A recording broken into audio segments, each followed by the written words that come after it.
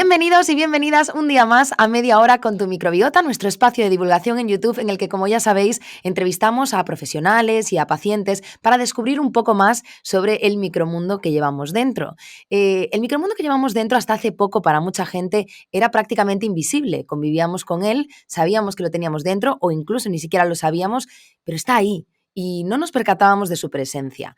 Esa invisibilidad no solo afecta a la microbiota hasta ahora, ¿no? Que ya la estamos sacando a la palestra de manera continuada. También le afecta a algunas patologías, a algunas enfermedades que tienen además un índice de incidencia muy alto en nuestra sociedad y que muchas veces son invisibles para las personas que no las padecen, porque a veces no tienen manifestaciones físicas que sean evidentes de cara a los demás y que sin embargo sí que merman mucho la calidad de vida de las personas que las sufren y muchas veces pues cuesta explicar ese dolor o esas manifestaciones que tienen y que por lo tanto necesitamos también visibilizar y traer a colación y poner sobre la mesa.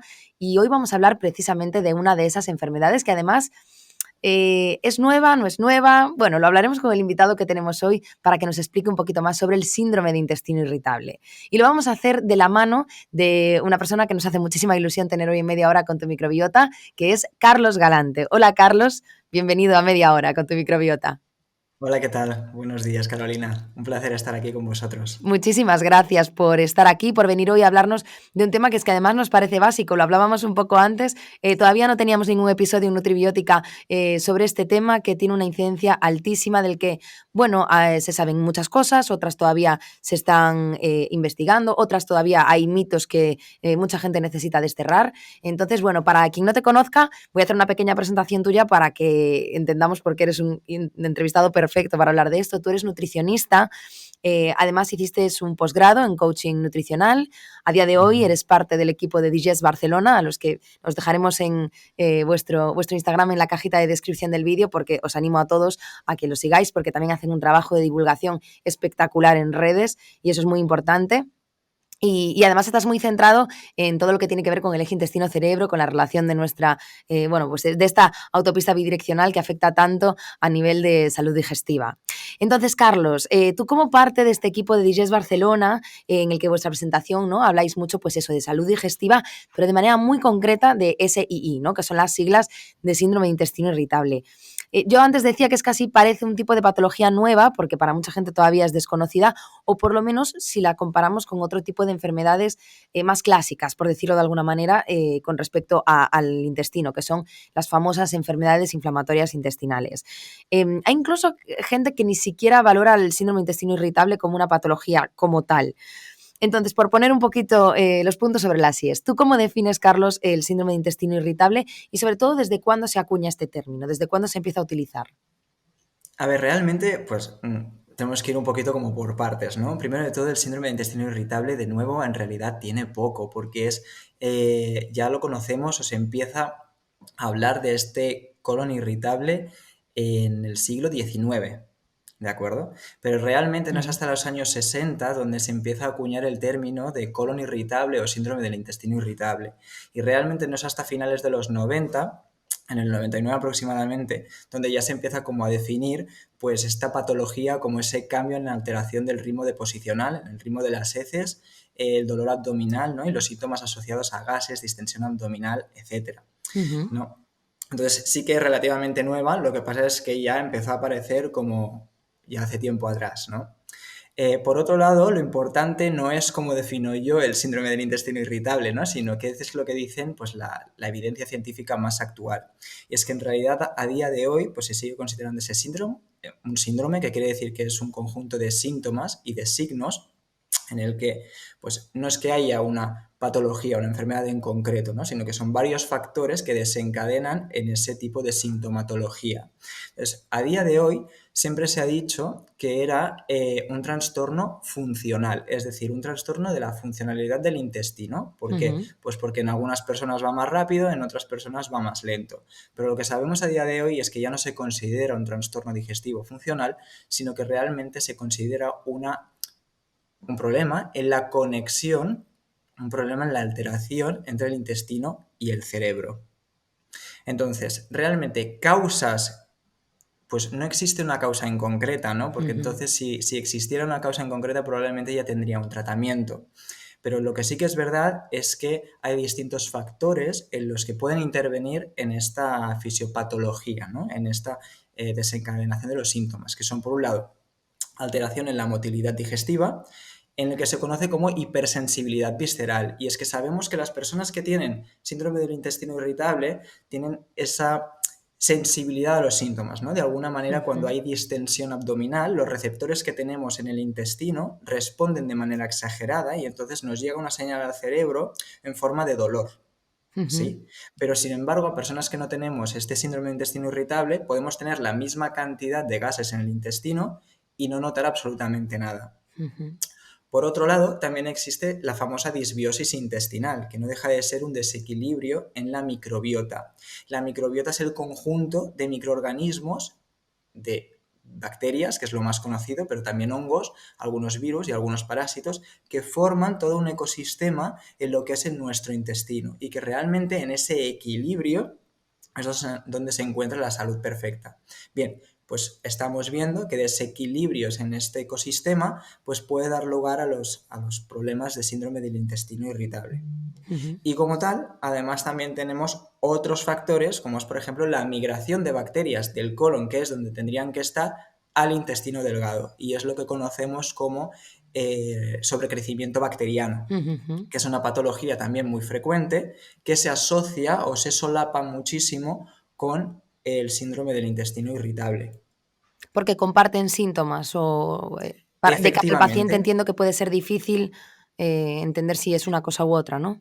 efectivamente, es decir, nosotros estamos como, dentro de lo que es la medicina tradicional o alopática, estamos acostumbrados a buscar una causa o una solución, Ujú. pero realmente en lo que son estos problemas donde no hay organicidad para que la gente me entienda, quiere decir que no hay una lesión, que no hay una herida, por decirlo de alguna manera, como pasa en otras enfermedades como la inflamatoria intestinal, que luego hablaremos de ella, ¿no?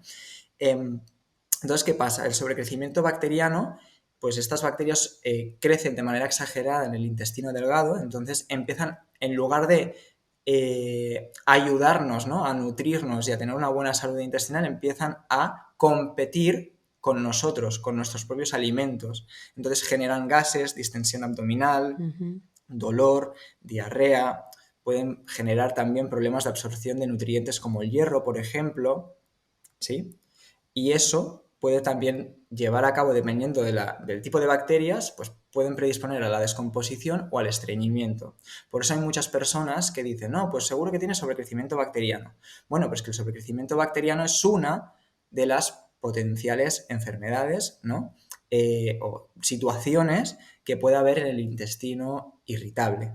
Porque por otro lado tenemos el sobrecrecimiento bacteriano, puede haber mala absorción de azúcares, Ujú. puede haber mala absorción de sales biliares, ¿no? Entonces es importante realmente hacer toda la batería de pruebas para descartar que no haya ninguna otra patología, ¿no? Que te esté dificultando este diagnóstico. Claro. Y antes te comentaba eso, ¿no? De que hay como unas enfermedades un poco más clásicas o más conocidas a nivel social, que son las enfermedades inflamatorias intestinales. ¿Qué diferencia hay entre un síndrome de intestino irritable y una enfermedad inflamatoria intestinal como es el Crohn o la colitis? En la enfermedad de Crohn se afecta todo en lo que es el tubo digestivo, de la boca hasta el ano, ¿no? Pero con especial atención en lo que es el intestino, el final del intestino delgado. Y en la colitis ulcerosa se afecta sobre todo lo que es el recto, empezando por la parte final de lo que es el intestino grueso y la inflamación va subiendo hacia arriba. Ujú. La principal diferencia con el síndrome del intestino irritable es que existe esa lesión en la mucosa, ¿sí? Entonces, en el síndrome del intestino irritable no hay organicidad, no hay ese riesgo de desnutrición, Ujú. no hay ese riesgo de abscesos, no hay riesgo de que se desarrollen enfermedades más graves. Sobre todo esa sería la principal diferencia.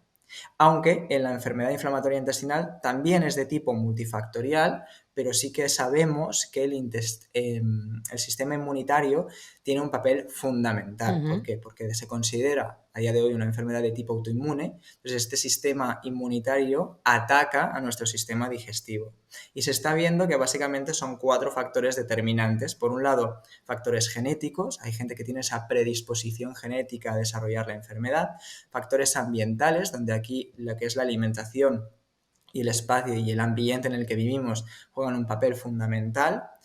La disbiosis intestinal, que vuelve a jugar un papel súper importante y cada vez más en los nuevos estudios que van saliendo en esta severidad o evolución de lo que es la enfermedad.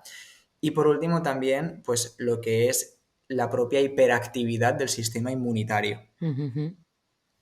O sea, siempre hay una alteración del sistema inmune detrás de incluso de las dos. Luego vosotros, a nivel clínico, no sé qué diferencia hay en la diagnosis. Es decir, porque claro, ¿cuáles son los caminos de diagnóstico cuando nos enfrentamos a unos síntomas más compatibles con el síndrome de intestino irritable frente a los de la enfermedad inflamatoria intestinal? Realmente el síndrome del intestino irritable se diagnostica por descarte, ¿no? Mal dicho. Es decir, como hay muchos síntomas como los gases, el dolor abdominal, la diarrea, el estreñimiento, etcétera, son síntomas muy inespecíficos. Entonces, lo que primero hay que hacer siempre es descartar que no haya ningún tipo de enfermedad, Ujú. ¿no? Orgánica, que haya lesión en el intestino que explique esa sintomatología. Por lo tanto, lo primero que hay que hacer siempre es una analítica para descartar que no haya inflamación, que no haya infección, una analítica de sangre, de orina, de heces, ¿no? Que nos dará una primera información. Después se hace siempre el diagnóstico por la imagen a través de pruebas como ecografías, tags abdominales, radiografías, etc. Donde el diagnóstico, estas pruebas no nos dan un diagnóstico claro, pero Ujú. lo que sí que nos ayudan es a determinar si hay o no inflamación, si hay engrosamiento de las paredes del intestino, por ejemplo, ¿no? Que eso nos dé alguna pista. Pero realmente lo que acaba de ser definitivo, ¿no? Para el diagnóstico, sobre todo de la enfermedad inflamatoria intestinal, es las endoscopias o las Ujú. gastroscopias, ¿no? Gastroscopias, colonoscopias, enterondoscopias en el sentido de que también miramos, ¿no? Lo que es el intestino delgado, porque a través de esas pruebas sí que podemos ver si hay lesiones, si hay úlceras, Claro. si hay inflamación de la mucosa y se tienen que realizar biopsias para luego pues analizarlas en anatomía patológica y ver realmente qué tipo de lesión hay. Es Ujú. entonces cuando realmente podemos hablar de enfermedad inflamatoria intestinal o bien si todas esas pruebas que hemos hecho salen todas bien y hemos descartado cualquier tipo de organicidad dentro de este, ¿no? Del intestino, de las lesiones, no hay lesiones, Ujú. entonces podemos hablar a través de los criterios de Roma, que son una serie de criterios que se definieron en su día sobre el tiempo y duración, ¿no? De los síntomas digestivos y de la alternancia deposicional o de la predominancia entre diarrea y estreñimiento, Ujú. pues se puede diagnosticar el síndrome del intestino irritable, ¿sí? Por lo tanto, como resumen, lo que tenemos que tener claro es que primero, antes de decir, uy, yo creo que tengo el síndrome del intestino irritable, es acudir a un gastroenterólogo, hacer todas las pruebas diagnósticas, porque hay que hacer una historia clínica, hay que ver si tienes antecedentes o no tienes Ujú. antecedentes. Y una vez descartado todo, entonces se puede diagnosticar este síndrome del intestino irritable. Mm. Ahora, en un rato te preguntaré por el tema de la alimentación, pero es verdad que aprovechando que estamos hablando de tema diagnóstico, sí que creo que también es importante, también te pido tu opinión como profesional, que cuando uno empieza a tener síntomas que yo entiendo que son muy frustrantes, hablaremos de eso también después, pero que no comience igual antes de hacer esto que estás tú diciendo ahora, vete a un gastroenterólogo, haz las pruebas correspondientes, si no, sigue buscando, seguimos trabajando en ese diagnóstico final, pero no autoimponerse determinadas quizás restricciones dietéticas o tal, porque entiendo que, no autotratarse, ¿no? Pensando, bueno, yo es que me duele si como determinadas cosas, no sé tú cómo lo ves, que a veces puede ser que ya Además cuando es siguen que... a consulta ya hayan Uh-huh. intentado cosas, ¿no? Porque... Sí, sí, sí, sí, sí, la verdad es que es súper frecuente y es muy interesante que hagas esta pregunta, porque realmente a nivel de práctica clínica, ¿no? Lo ideal siempre es que la persona no haga nunca ningún cambio de alimentación antes Claro, no se hayan realizado todas las pruebas. Sobre todo aquí hay que decir que lo que nunca hay que hacer, por más que tengas problemas digestivos, es retirarte el gluten. claro. Porque luego puede Nunca hay que alterar hacerlo. la prueba, ¿no? Efectivamente, ¿no? Entonces, al final, una de las pruebas de descarte de síndrome de intestino irritable es determinar la celiaquía. Entonces, si la persona, porque ahora está muy en auge Mm. y se conoce muchísimo el gluten y todo esto, y ya se quita el gluten, y realmente tiene un problema con el gluten, después cuando haga las pruebas diagnósticas, es decir, esta gastroscopia con esas biopsias, ¿vale? O el análisis de sangre, me puede salir negativo. Entonces nunca vamos a ser capaces de determinar si esa persona tiene celiaquía o no. Por lo tanto, el consejo es no hacer cambios a nivel de dieta. Sin embargo, tenemos que tener en cuenta que el síndrome del intestino irritable es es esta patología que realmente dentro de lo que es el sistema sanitario existe muchísimo desconocimiento, por un lado, Ujú. y por otro lado también existe muchísimo estigma, ¿no? ¿Cuántas veces me he encontrado a pacientes o hemos escuchado a personas que tienen este problema que les dicen que el médico se los echa de encima y ya no saben qué hacer con ellos, ¿no? Y que al final el médico, si tiene un mal día, pues le dice, mira, oye, de esto no te vas a morir, solo son gases, ¿no? O todo está en tu cabeza, ¿no? Entonces la persona que realmente está padeciendo esta patología pues está siendo estigmatizada. Al final acaba pensando que tiene realmente algún problema él mismo, ¿no? O ella misma. Ujú. Y eso realmente no es así en absoluto. Se dan consejos también del tipo, mira, lo que tienes que hacer es probar, tú pruebas este alimento y si ves que te sienta mal, lo retiras. Y esto en realidad es lo peor que podemos decirle a los pacientes o a las personas que tienen esta problemática. ¿Por qué? Porque al final el problema es que esta es la clave, yo creo, que el problema no está en la alimentación, el problema está en esa inflamación, en ese desequilibrio de las bacterias, en esa multitud de factores, ¿no? Es decir, el problema no lo tiene la persona, el problema es que hay una situación de desequilibrio en, Ujú. en, en el intestino y eso provoca sintomatología y da igual el alimento que comas, porque es muy aleatorio, ¿no? Porque Entonces, ¿qué igual pasa? hoy Si te yo un sienta mal día... algo y mañana te Exacto, y empieza a sentar mañana mal otro no. alimento, y entonces, ¿cuándo dejas de descartar, no? Exacto, entonces yo me he encontrado a muchísimas personas que llevan años en un proceso diagnóstico en donde la media, lo que marca la evidencia, son hasta 7 y 10 años de Jolín. sintomatología. Mm. Antes no tenemos el diagnóstico de síndrome del intestino irritable, 7 años o 10 de síntomas, o sea, Pasándolo imagínate, mal. claro, y con dietas excesivamente restrictivas. ¿No? Donde a lo mejor me vienen, no, es que me han diagnosticado intolerancia a la fructosa y cuando les preguntas sobre qué es lo que están comiendo, pues realmente ves que la persona no está comiendo ni fruta ni verdura desde hace años a lo mejor. Claro. Entonces, dices, aquí el problema no es la fructosa, ¿no? Ujú. Entonces hay que ir siempre con mucho cuidado y hacerlo todo de manera ordenada. Yo siempre les digo a mis pacientes, porque la verdad es que existe mucho desconocimiento, que es que no hay una solución definitiva porque no hay una causa en concreto que genere este problema, ¿no? Mi intención no es curar el síndrome del intestino irritable porque no existe una cura, pero lo que sí que va enfocado el tratamiento es en mejorar y en ganar calidad de vida. Y Claro. en esto sí que como dietistas nutricionistas podemos ayudarles. Ujú.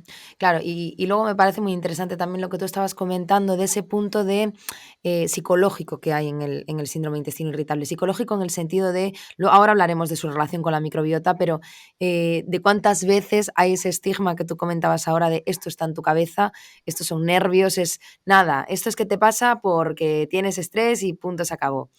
Y como muchas veces eso es muy frustrante para para los pacientes. Entonces, también te quería preguntar cómo, podemos convencer o cómo podemos intentar acercar a, bueno, profesionales de la salud que igual tengan una visión un poquito más reduccionista en este sentido, de que hay que abrir un poco más la veda y sobre todo no culpabilizar de esta manera al paciente, porque es lo que tú decías, ¿no? No es que seas tú, es que tú tienes un desequilibrio ahí que hay que ir arreglando poco a poco y entonces no sé de qué manera podemos acercarnos para intentar decirle, bueno, hay que abrir un poco más el espectro y ver que esto no es solo algo así y que además son mensajes que pueden resultar muy dañinos para alguien que, como bien decías tú ahora, igual lleva 5 años encontrándose mal, arrastrando síntomas.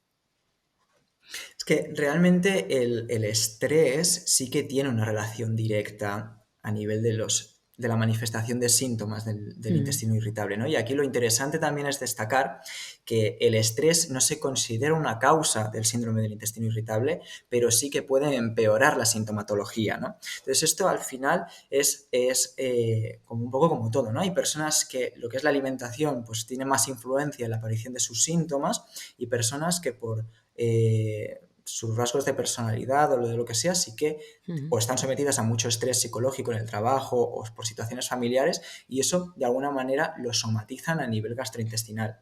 Entonces, existe esa relación, pero como tú decías, no podemos hacer este reduccionismo, porque no es causa-efecto, no es que yo esté estresado y Y ya tengo síndrome de ¿sabes? intestino Empeoran irritable, los claro. síndromes de intestino irritable. Exacto. O sea, todos nos ha pasado que tenemos una presentación delante del público y antes de la presentación nos ponemos nerviosos y vamos al baño, ¿no? O vamos un poco más sueltos o lo que sea. Mm. Entonces, esto sí que es verdad que sucede. Y en personas con síndrome del intestino irritable, como tienen esa predisposición o hay esa hipersensibilidad visceral, ¿vale? Pues sí que puedo notarlo más o menos. Es muy interesante porque aquí en España todavía está todo muy, muy restringido, estamos muy atrás en este sentido, pero las últimas investigaciones de la Roma Foundation, ¿vale? Que es, digamos, el organismo más grande o más top, por decirlo así, Ujú. ¿no?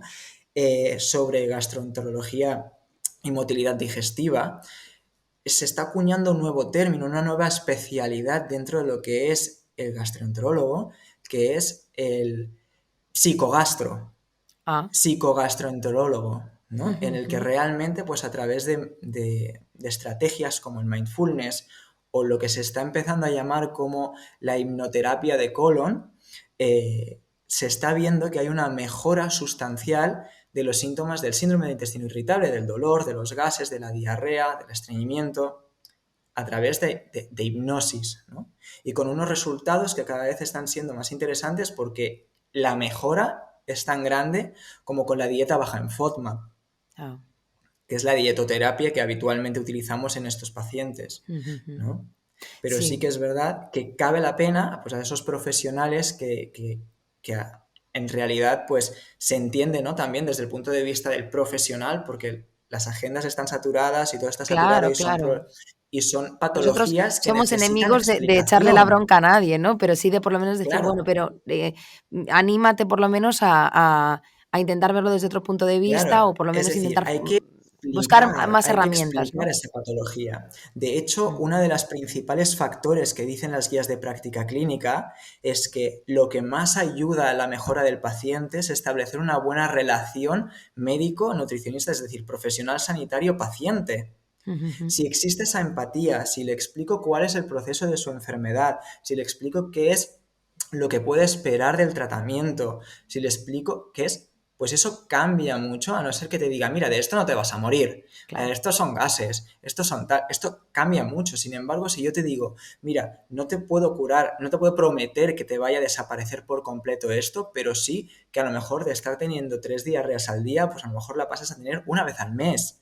claro, Porque esto es normal, todo el mundo tiene síntomas digestivos, todo el mundo tiene puntualmente descomposición. Lo que no es normal es estar durante 5 años con síntomas digestivos y que cada vez esto te vaya aislando más de tu vida social, ¿no? ujú, Vaya provocando también problemas a nivel de irritabilidad, puede generar también problemas de ansiedad, de agorafobia, etcétera, de tener controlados todos los baños habidos y por haber en el circuito que yo hago de casa al trabajo, claro, ¿no? Todo esto merma mucho la calidad de vida de las claro. personas. Ujú. Y eso hay que tenerlo en cuenta también. Digo que en general esa relación a la que apelabas ahora de, profesional-paciente, en general en todo tipo de enfermedad crónica es que es fundamental. Porque no es una intervención Efectivamente. concreta en tu vida y luego te olvidas. Es que eso que dices tú, enfermedades sin una cura directa, sino que lo que haces es un abordaje terapéutico, pues, para mejorar la calidad de vida, para ir manteniendo la sintomatología lo más, bueno, pues reducida posible, etcétera. Con todos estos casos, o tú tienes una relación fluida y de confianza con tu profesional, o si es fría, también va a ser mucho más difícil, bueno, pues que tú confíes, que tú te adhieras al tratamiento y a todos los hábitos que te va a ir pautando, digo yo, ¿no? O sea, entiendo que a nivel crónico es muy importante. Efectivamente, porque tenemos que tener en cuenta que no existe un tratamiento único, ¿no? El Claro. tratamiento farmacológico para el síndrome de intestino irritable, pues a lo mejor te va bien los primeros días, ¿no? O el primer mes, pero luego los síntomas aparecen, ¿no? Entonces, al final esto, la persona acaba teniendo como la sensación de estar medicalizada, Claro, de estar enferma. Entonces eso tampoco no ayuda, ¿no? Sin embargo, si explicas el proceso de la enfermedad, en qué consiste, en qué no consiste y todas las estrategias terapéuticas que hay, claro. y que el objetivo es el mejorar la calidad de vida, ¿no? Entonces la persona dice, bueno, al menos sé lo que hay, me Sé está a lo que dando estas atenerme, sé lo que me oportunidades, ¿no? espera y lo que puedo hacer, Exacto. ¿no? exacto, pero al menos sé que yo puedo hacer algo para mejorar también la situación, ¿no? Entonces, Ujú, pues es bueno, oye, paciencia e ir viendo a ver de qué manera podemos mejorar. ujú.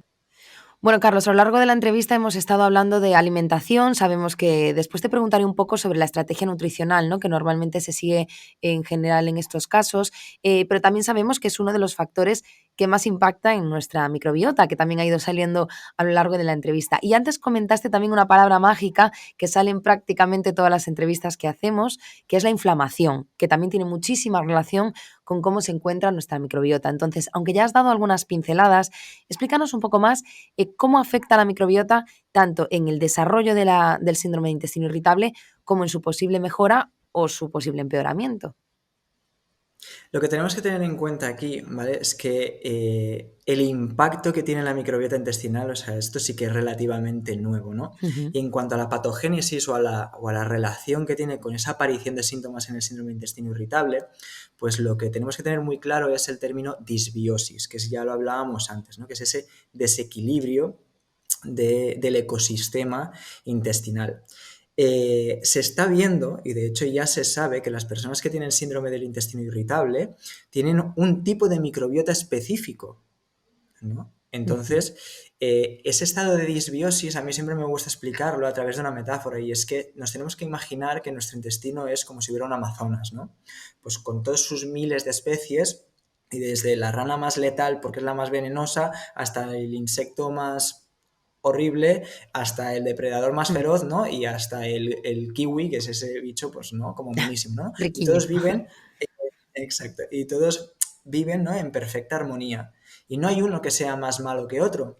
Sin embargo, cuando hay desequilibrios, es decir, como por ejemplo cuando viene una especie extranjera y se deposita en el Ujú, ecosistema, lo puede modificar, ¿no?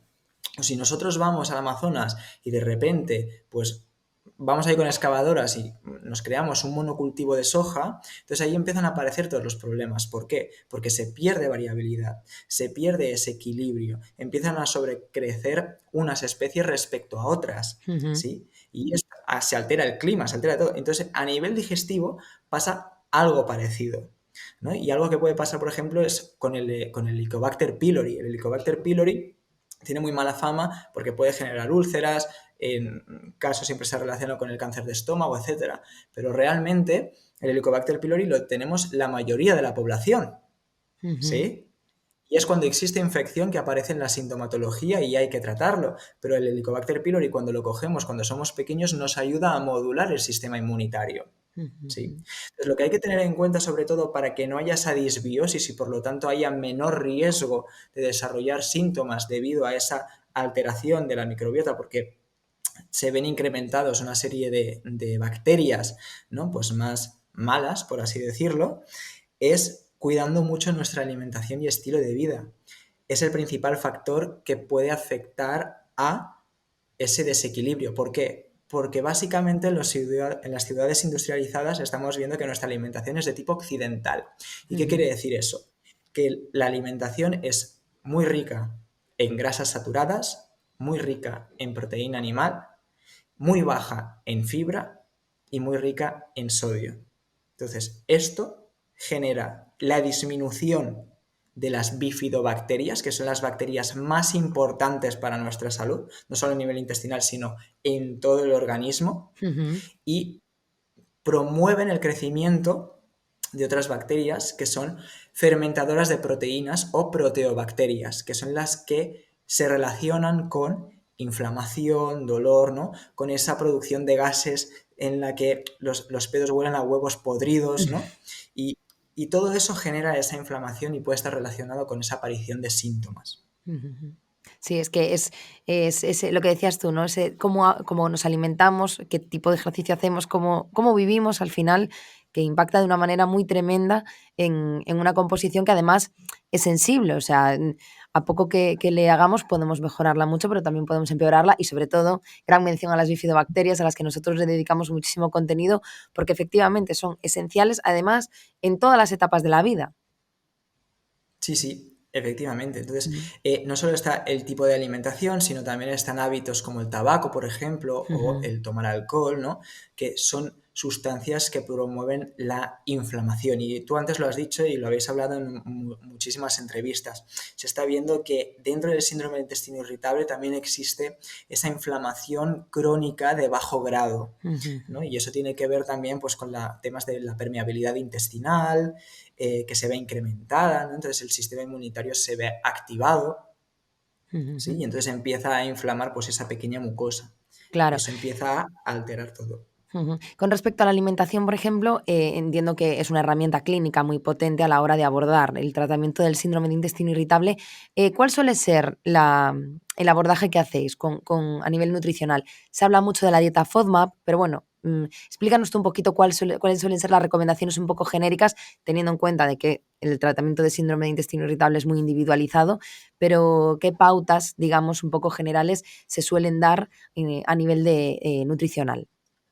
Mira, lo más importante es tener claro de que el objetivo a nivel dietético-nutricional siempre tiene que estar enfocado a que la persona sea capaz de comer la mayor variabilidad de alimentos posible, ¿no? Y huir precisamente de dietas restrictivas.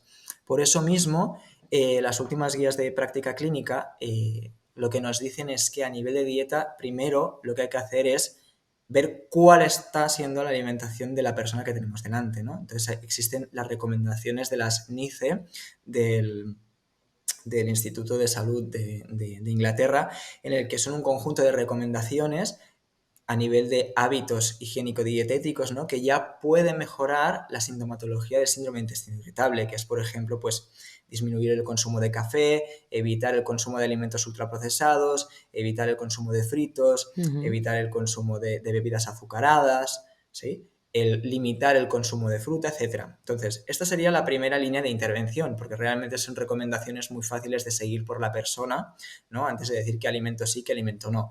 Sin embargo, si esas primeras recomendaciones que suele dar el médico gastroenterólogo pues no funcionan, aquí es donde sí que si queremos realmente que mejore el paciente, pues todos los equipos de gastroenterología deberían de tener un nutricionista o dos nutricionistas, ¿no? Que Ya, complemente esa actuación, porque al final hay que tratarlo de manera multidisciplinar. claro. Entonces aquí, en el tratamiento dietético del síndrome del intestino irritable, ganó muchísima popularidad y de lo que yo he hablado mucho en redes, que es la dieta baja en FODMAP. La dieta baja en FODMAP es una dieta específica en la que se restringen distintos azúcares que se malabsorben en la mayoría de personas, que son azúcares altamente fermentables, ¿no? Y aquí tenemos, pues, monosacáridos como la fructosa, disacáridos como la lactosa, ¿no? Fructooligosacáridos, que son los famosos FOS, Ujú. los galactanos, que se encuentran sobre todo en legumbres, son las típicas fibras que hacen que las legumbres o la alcachofa o la cebolla, pues siempre se haya dicho, ¿no? Que dan muchos gases, Mm, y polialcoholes como el sorbitol, ¿no? Que eso también a la gente le suena mucho porque cuando se hacen las pruebas de intolerancias, pues son las sí. más típicas, ¿no?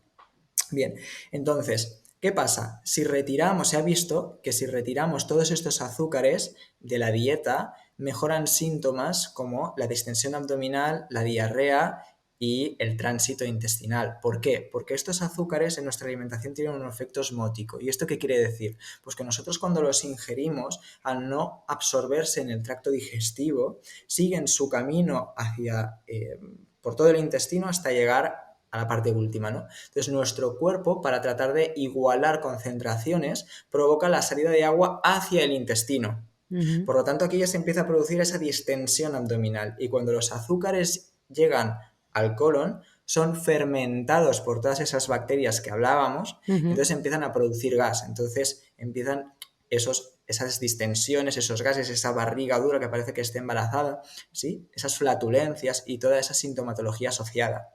O sea, hay personas que responden muy bien y si lo quitamos, disminuirá esa inflamación, Claro. etcétera. ¿Qué pasa? Que a pesar de que tiene muy buenos resultados, aproximadamente el 70%, entre el 50 y el 70% de las personas que realizan esta dieta mejoran esos síntomas, ¿no? Y eso puede ser muy bueno. Y la verdad Ujú. es que la gente mejora muchísimo. Sin embargo, no es solo todo lo que reluce. Primero, porque no es eficaz en el 100% de los casos. Ya. Segundo, porque es una dieta de tipo restrictiva. Y realmente aquí, como decía antes, lo que tenemos que buscar es que la persona sea capaz de comer la mayor variabilidad de Claro. alimentos, ¿sí? Y tercero, es que una dieta baja en FODMAP estricta, como nos lo marca la evidencia científica, puede tener efectos secundarios Ujú.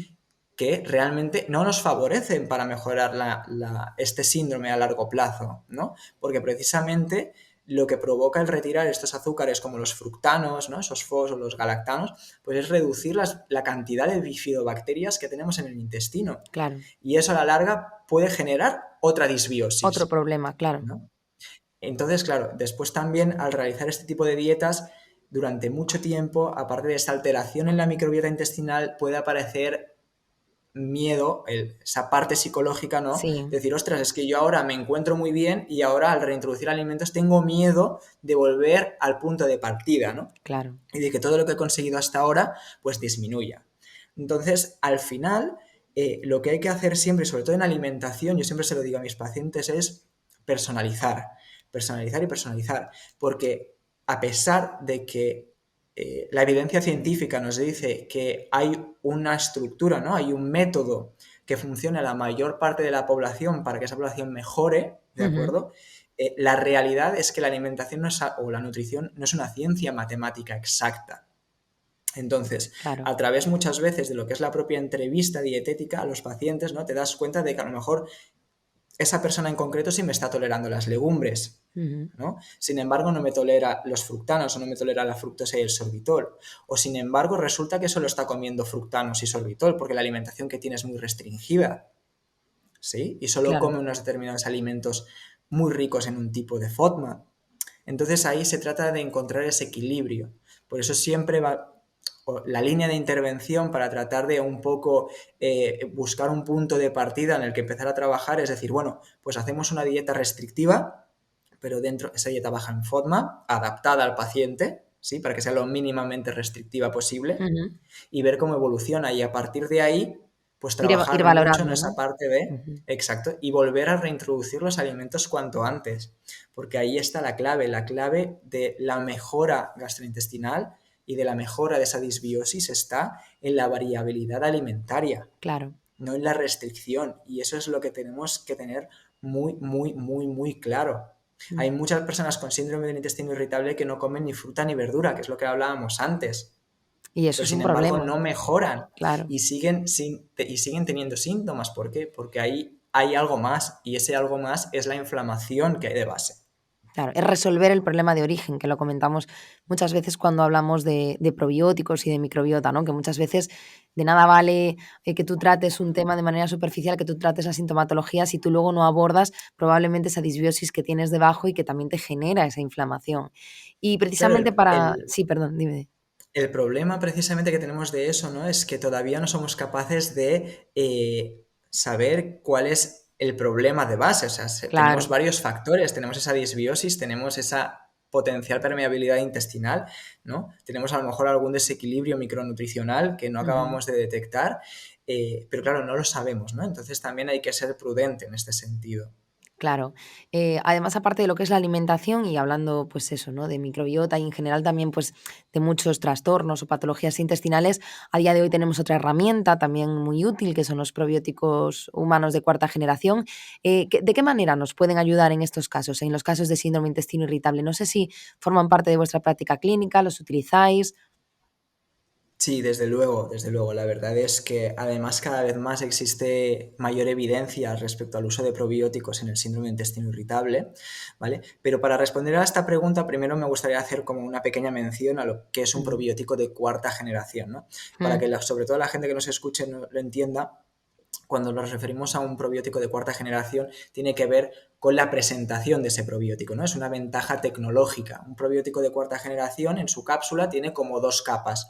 Una primera capa que es de proteínas, que lo que hace es proteger, ¿no? Esos probióticos, esas bacterias del ácido estomacal, y luego, cuando supera esa primera barrera y llega al intestino, ¿no? Tiene otra capa de azúcares que cuando llega al colon, pues esa capa de azúcares se disuelve, entonces las bacterias llegan exactamente allí donde queremos que hagan su función, ¿no? Entonces, cuando hablamos de probióticos, eso sería un probiótico de cuarta generación. El Ujú. término probiótico son bacterias vivas que tienen un efecto beneficioso para nuestra salud digestiva. Y luego está el tipo de probiótico, que es todavía es lo que no se acaba de saber, ¿no? Si es mejor una cepa en concreto que tenga un efecto determinado o es mejor un multicepas. Lo que sí que sabemos es que hay distintas familias de probióticos que son los que tienen mayor evidencia o mayor eficacia en regular los síntomas gastrointestinales, como pueden ser las propias bifidobacterias, los, los fermentos lácticos, ¿no? Ujú, Los lactobacillus, etcétera, ¿no? Y ujú, toda una serie de familias. Entonces, desde luego, sí, al menos en el equipo de gastroenterólogos en el que yo trabajo, sí que trabajamos mucho con ellos. El problema está en que los estudios no acaban de ser del todo, no fiables, pero no acaban de ser suficientemente buenos como para que podamos establecer realmente conclusiones. ¿Por qué? Porque hay mucha variabilidad entre los estudios, ujú, ¿sí? No se evalúan exactamente cuál es la dosis de probióticos que se da, no se evalúa realmente durante cuánto tiempo, ¿no? Cuántos días, cuánta gente. Falta mucho por ver, pero lo que sí que vemos es que realmente pues, existe cada vez más, ¿no? Pues ese efecto que tienen esos probióticos en ayudarnos a gestionar los síntomas del intestino irritable.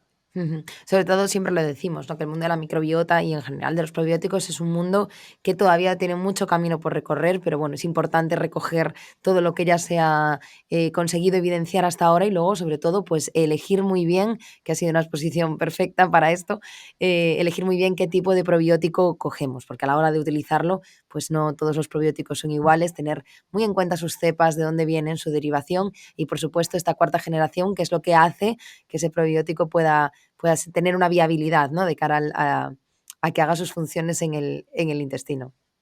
Sí, eso es fundamental, porque además también tenemos que tener en cuenta que no están regulados, ¿no? Entonces, no todos los probióticos, como tú bien decías, son iguales, ni son de la misma fuente. Nos interesan que sean probióticos humanos. Nos Claro. interesa que la tecnología que envuelve ese probiótico pues sea realmente la adecuada, ¿no? Y Ujú. de que no se vayan perdiendo por el camino, Ujú, efectivamente. exacto, exacto. Al final, eso, se trata de enseñarle a los pacientes en qué se tienen que fijar y también que los propios profesionales pues sepan qué cuestiones son inapelables a la hora de utilizar probióticos en práctica clínica. Carlos, para terminar la entrevista, me gustaría pedirte lo que le pido a todos los que pasáis por aquí, que es que nos des 3 consejos o los que tú quieras para cuidar en nuestro caso en el que hemos hablado hoy, que es el síndrome de intestino irritable. En ese caso, en ese contexto, ¿qué consejos nos das para cuidar la microbiota, para cuidar la salud digestiva en general y así pues conseguir tener una calidad de vida un poquito mejor? El primer consejo que daría sobre todo es tomar conciencia de cómo está siendo nuestra alimentación, ¿no? Y sobre todo si existen muchos productos ultraprocesados como galletas, snacks, todos estos alimentos, tratar de desterrarlos al máximo. ¿Por qué? Porque se está viendo que este tipo de productos, debido a su composición, promueven estados de inflamación y al ser tan bajos en fibra, provocan ese estado de disbiosis intestinal. Y esto Ujú, es muy interesante sobre todo en la población adolescente, donde cada vez más existen problemas digestivos debido también a que basan pues básicamente un cuarto, un 25% de su alimentación en esos productos procesados, ¿no? Entonces es importante primero de todo tratar de desterrar esos productos malsanos y empezar a consumir más vegetales y menos animales, menos productos de origen animal. ujú, Segundo consejo que daría es el cuidar muy mucho nuestra salud mental, nuestra gestión del estrés, el no culpabilizarnos, ¿no? Que es lo que hablábamos antes, sino el ser autocompasivos con uno mismo, ¿no? Es decir, ujú, vale, no existe una cura definitiva, pero sí puedo mejorar mi calidad de vida y existen metodologías, es cuestión de informarse, es cuestión de tomar la responsabilidad de aprender qué es lo que le está pasando a mi cuerpo y de qué opciones hay para mejorar esa calidad de vida, ujú, ¿no? Y tercero, es el hecho también, pues te diría incluso como de compartirlo, ¿no? De ser embajador oye, yo tengo esta problemática de síndrome del intestino irritable y, y crear conciencia, porque realmente al ser una patología intestinal donde hay gases, hay distensión, ¿no? Es algo desagradable, es algo que muchas veces las personas nos avergonzamos de tirarnos Claro. un pedo, tal, ¿no? Sobre Mm. todo de normalizarlo. Por eso también en redes sociales, ¿no? Pues tratamos de utilizar pues, un vocabulario como muy de tú a tú, ¿no? En Claro. consulta, de que, oye, de que no pasa nada, ¿no? Pues entonces es convertirse un poco en embajador de esta patología. Y al final, Sí. lo que decía un poco yo al principio también, ¿no? Visibilizarla, saber que existe y entenderla, y así que la entienda tanto el que la sufre como el que no la sufre, pero tiene enfrente a alguien que sí, ¿no? Y traerla a la palestra y Y poder sobre, hablar de ella.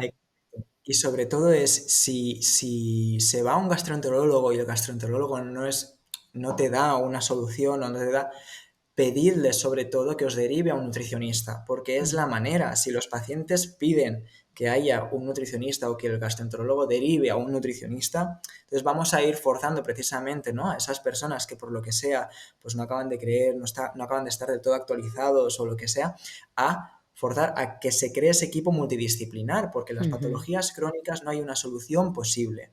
Y de ahí está ese equipo multidisciplinar. Ujú.